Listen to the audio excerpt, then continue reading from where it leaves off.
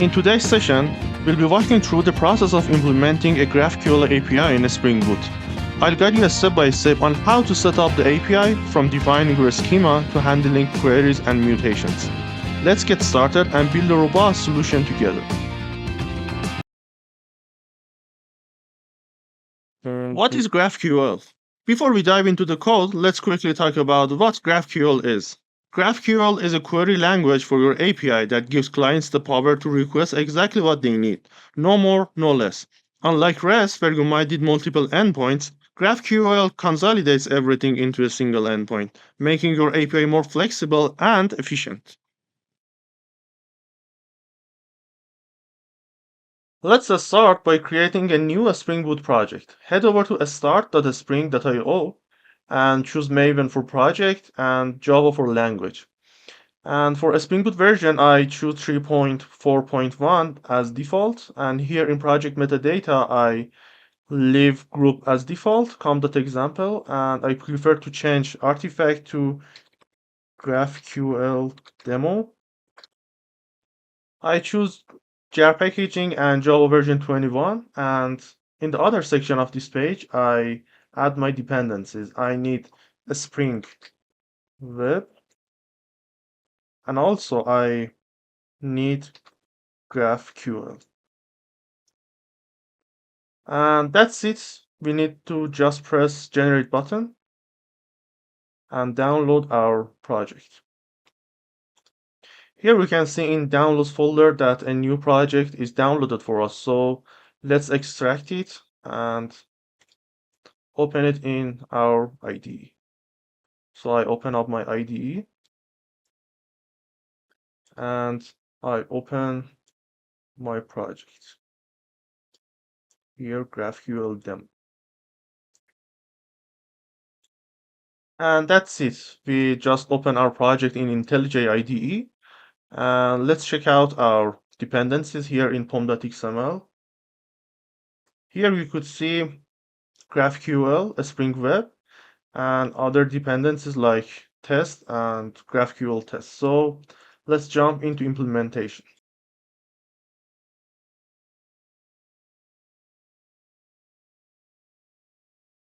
First, let's create a new class and use it as our model class. So here I right click on this package and choose Java class. And let's add some fields to this class. For example, I add ID, private string title, private string author, and I add price, choose double for it. And that's it. We need to just create constructor and generate our getters and setters.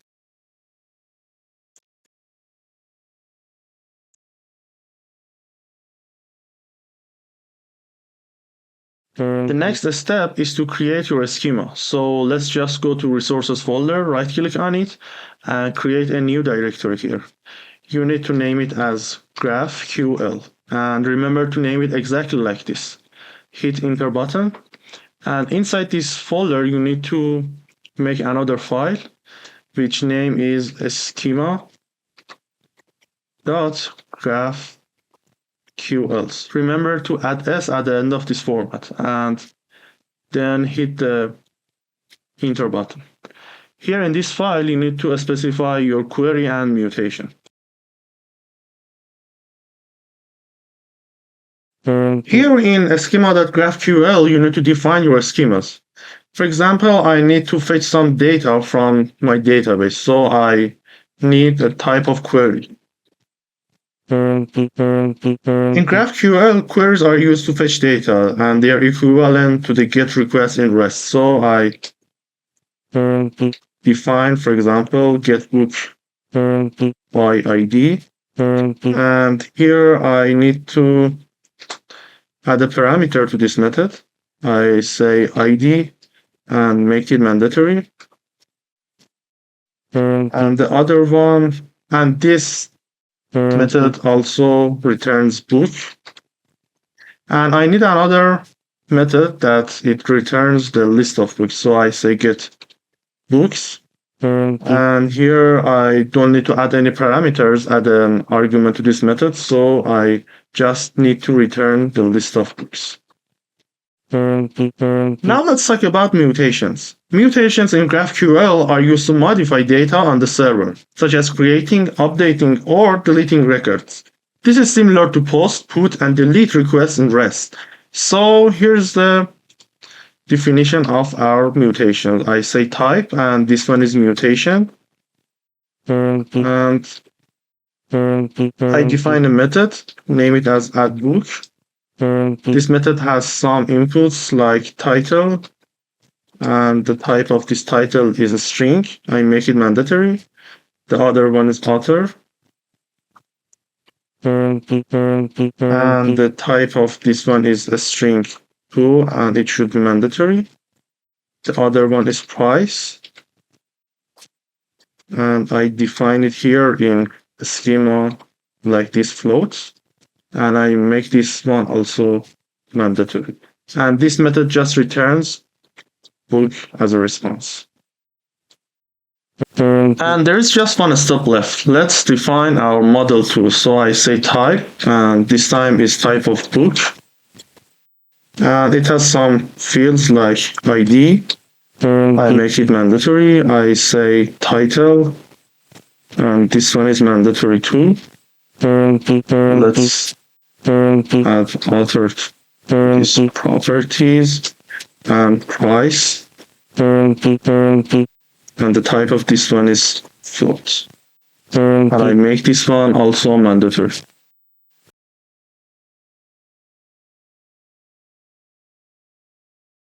Now we'll create a service layer that contains the business logic. Let's just create a simple class. For this short video, I don't need to create repositories, so I say book service. And here in our class, I define it as service by using @service. So this class has a list of books. I say list book. And here I define it, for example, books. And it's a array list. Let's import java.util.list. And here I say public book service as a constructor, and I initialize this list here. I say books.add.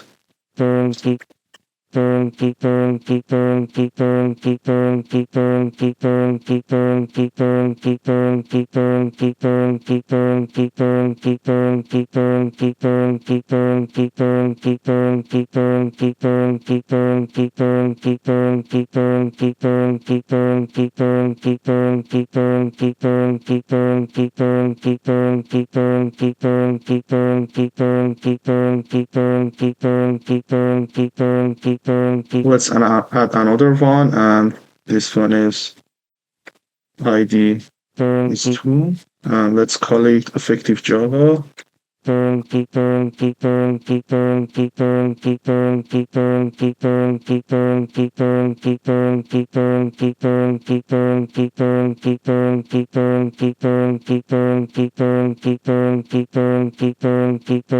let's add some methods.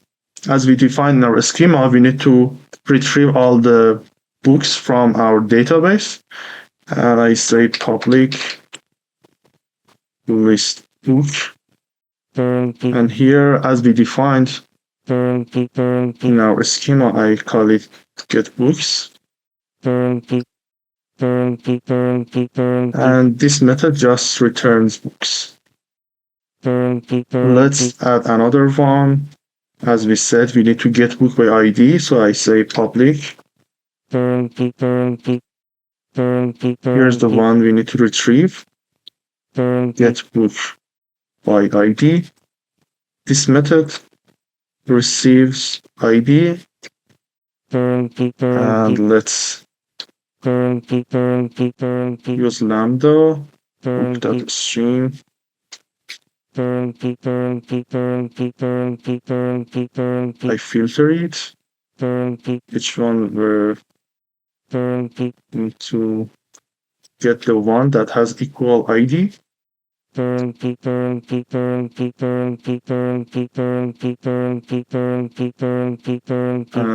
find the first one. And if it wasn't in our list, let's just return null. And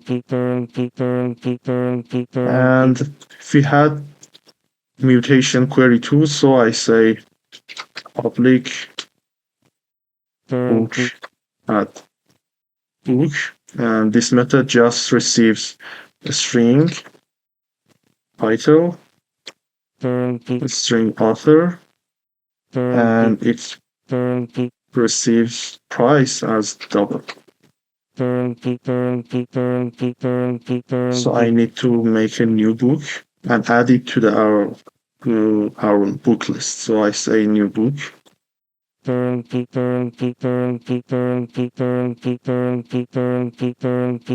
let's increment our ID like this. I say long, and our book list size +1. We need to add parentheses here. Let's go to next argument. We have title, we have author, and we have price. And we need to just add this one to our books list. I say add, and new book is added here easily. And we return the new book as result of this mutation.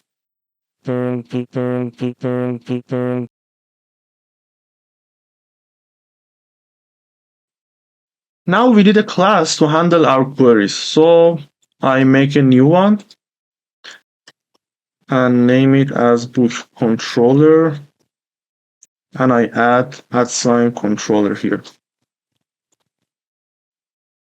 As we defined before, we have two queries here. I have getBook by ID and getBooks. So let's implement getBook by ID first.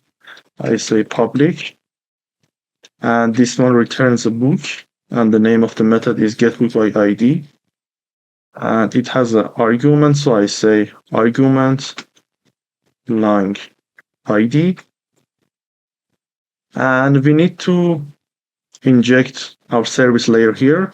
I say private final book service.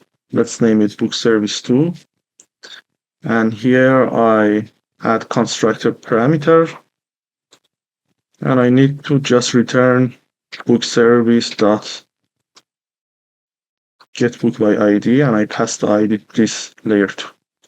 And we need to add one more annotation. As we said, it's a query method, so I say @ query mapping.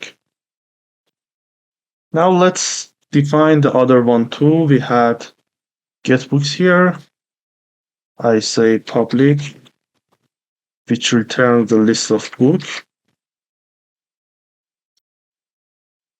The name of the method I copied from my schema, and it doesn't have any inputs, so just it needs to return book service dot getBooks. And this one is query 2, so I say @ query mapping. Now let's add our mutation endpoint 2. We had add book mutation, so I say in my controller public book add book, and this one has this argument. So I say argument, the first one is title, the second one is author, and the third one is let's add argument and then add price here. And let's just call it from our service layer, and I say book service dot add book. It has title, author, and price. Let's change this to the.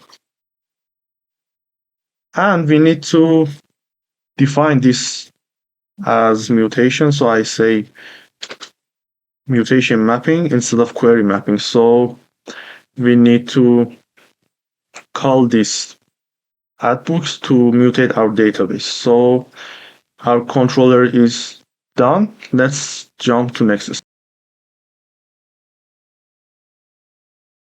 As we created our book controller class, now it's time to test our application. First, you need to run your application, and then you can open your Postman here. As we know, we had 2 query and 1 mutation. First, you need to make sure that you are sending your content type in headers in application JSON format, and you need to specify your HTTP method as post. And for all of your methods in GraphQL application, you need to use /GraphQL. So here in body, I need to add my query. Here's the interesting point here. You need to specify a JSON, and the JSON has a key, which is query, in all of your methods that we defined before. And here in your value of JSON with the key of query, you need to specify your query. Here I need to retrieve all the books that we defined earlier in this tutorial. So I say get books, and I need to retrieve ID, title, and author, and price in this method. So I use post. In headers, I use application JSON, and I use GraphQL endpoint. So let's just send this request to our application. Here we can see the data that we define in our book service layer. So let's go to other method that was getBook by ID. And here I defined the query before, so it's just like the getBooks method. So I say query as key, and in the value I define my query like this. I say query, the name of the method, and I need to get the book that has the ID of 1. And the data I need to retrieve is ID, title, author, and price. So I hit send, and as you see that we get the data from our application. The last one is the mutation. So just like 2 examples that we mentioned before, we need to specify JSON. The key is query, and here in the value of this key of JSON, we need to specify the query. So as we know, it's a mutation type, so I say mutation, and the name of the method is addBook. And here I need to add my data to it. I say title is clean code, author is Robert Martin, and the price is, for example, $50. And the data we need to retrieve after adding this book is ID, title, author, and price. So let's just run it. And here we can see that the new data is added to our application list. And let's just test that this data is added to our application in getBooks. Let's send it again. And here we can see the clean code Robert Martin is added to our list of books.